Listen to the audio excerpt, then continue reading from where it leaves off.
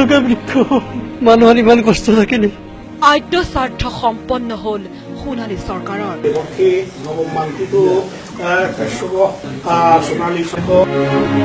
Barpeta medical college হাস্পতালত gold bladder operation কৰিবলৈ আহি চিৰকাললৈ হেৰাই যোৱা মেধাৱী ছাত্ৰী সোণালী চৰকাৰৰ মৃত্যুক লৈ শোকাহত সমগ্ৰ ৰাজ্য সোণালীৰ মৃত্যুক লৈ তীব্ৰতৰ হৈছে ক্ষোভ সকলোৰে দাবী হত্যাকাৰী চিকিৎসকক কঠোৰ শাস্তি বিহক সোণালীৰ অস্ত্ৰোপচাৰৰ দায়িত্বত থকা ডাক্তৰ ডেভিড হাজৰিকাৰ বিৰুদ্ধে সৃষ্টি হৈছে ক্ষোভৰ বন্যা সোণালীৰ আদ্য স্বাৰ্থৰ দিনাই সোণালীৰ পিতৃয়ে উত্থাপন কৰিলে বিস্ফোৰক অভিযোগ অস্ত্ৰোপচাৰৰ সময়ত অপাৰেশ্যন কক্ষত নাছিল এগৰাকীও নাৰ্ছ সোণালীৰ মৃতদেহত থকা ক্ষত চিহ্নবোৰক লৈও প্ৰশ্ন সোণালীৰ পিতৃৰ 28 মাৰ্চত বৰপেটা চিকিৎসা মহাবিদ্যালয়ত ভৰ্তি কৰোৱা সোণালীক এনাস্থেচিয়া দিয়াৰ পাছতেই অৱস্থা গুৰুতৰ হৈ পৰিছিল এটা আদৰ কম তোমাৰ নাম ৰাখি মেৰে গেছে মেটিকেত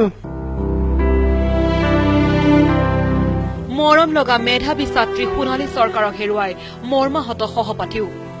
মেধাৱী ছাত্ৰীগৰাকীৰ মৃত্যুত উমি উমি জ্বলিছে ক্ষোভৰ জুই চিকিৎসাজনিত সন্ত্ৰাসৰ বলি হোৱা সোণালী হত্যাকাৰীক কঠোৰ শাস্তিৰ দাবী সহপাঠী শিক্ষকৰ নিশ্চয় ইয়াৰ আঁৰত কিবা কথা আছে তদন্তৰ দ্বাৰা এইবিলাক ওলাই পৰক আৰু দুখীয়ে উপযুক্ত শাস্তি পাওক সেইটোৱে আমি বিচাৰিছো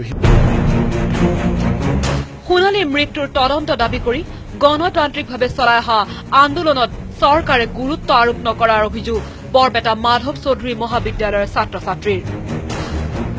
নম্ৰতাৰ ভাষা নুবুজিলে এই আন্দোলন ভয়ংকৰ কৰাৰ সকিয়নি ছাত্ৰ ছাত্ৰীৰ ডেভিড হাজৰিকা বুলি ক'লে এতিয়া তেওঁক মানে আমাৰ হাঁহি উঠাইছে ডেভিড হাজৰিকা তেওঁ অলৰেডি 2-3জন মানুহ এনেকে তেওঁ একচুৱেলি ড্ৰাংক হয় তেওঁ সবে মানে হুৰামত্ত অৱস্থাত গাড়ী চলাব এজন মাৰ্ডাৰাৰ বুলি কয় কালপ্ৰিট বুলি ক'ব গ'লে এই ঘটনাটোৰ ডেভিড হাজৰিকা বুলি ধৰি ল'ব লাগিব তদন্ত কৰিব বুলি কৈছে দেখা যাওক আমি 10 দিন মৌনভাৱে থাকিম কি কৰে তেওঁলোকে আমি দেখা যাওক কৰ্কট ৰোগত আক্ৰান্ত সোণালীৰ মাতৃৰ চিকিৎসা ব্যয় বহন কৰিবলৈ গৈ সৰ্বশান্ত হৈ পৰিছে সোণালীৰ পিতৃ বেংকৰ পৰা ধাৰ ঋণ কৰাৰ লগতে ঘৰ মাটিও বন্ধকত দিবলগীয়া হৈছে সোণালীৰ পৰিয়ালে পিতৃক সকাহ দিবলৈকে চৰকাৰী চিকিৎসালয়ত অপাৰেশ্যনৰ বাবে আহিছিল সোণালী আৰু সেয়াই হল সোণালীৰ কাল লক্ষণীয় যে প্ৰতি বছৰে দেশত 1 লাখ লোক বলি হয় চিকিৎসাজনিত সন্ত্ৰাসৰ এইখন তালিকাত নতুনকৈ নাম সোমাইছে সোণালী চৰকাৰৰ চিকিৎসকৰ গাফিলতিৰ ভয়ংকৰ ৰূপ চিকিৎসাজনিত সন্ত্ৰাসবাদ সোণালী চৰকাৰৰ ক্ষেত্ৰত যিখিনি ঘটনা ঘটিলে সেই ঘটনাটোৰ পিছত আমি সকলোৱে কেৱল বহি থকাটো উচিত হ'ব জানো এই কেছটোত এই ছোৱালীজনী এটা সামান্য গল্ড ষ্টোন অপাৰেশ্যন আজিকালি গল্ড ব্লাডাৰ ষ্টোনৰ অপাৰেশ্যন কৰোঁতে মানুহ ঢুকুৱাটো অত্যন্ত দুখৰ কথা এতিয়া অপেক্ষা অতিৰিক্ত উপায়ুক্তৰ প্ৰতিবেদনলৈ প্ৰশ্ন হয় দোষী চিকিৎসকে পাবনে কঠোৰ শাস্তি নে ভৱিষ্যতেও সোণালী চৰকাৰৰ দৰে পৰিণতি হ'ব বহুজনৰ সোণালী পৰিয়ালে ন্যায় পাওক অসমবাসীৰ লগতে দাবী নিউজ 18 অসম নৰ্থ ইষ্টৰ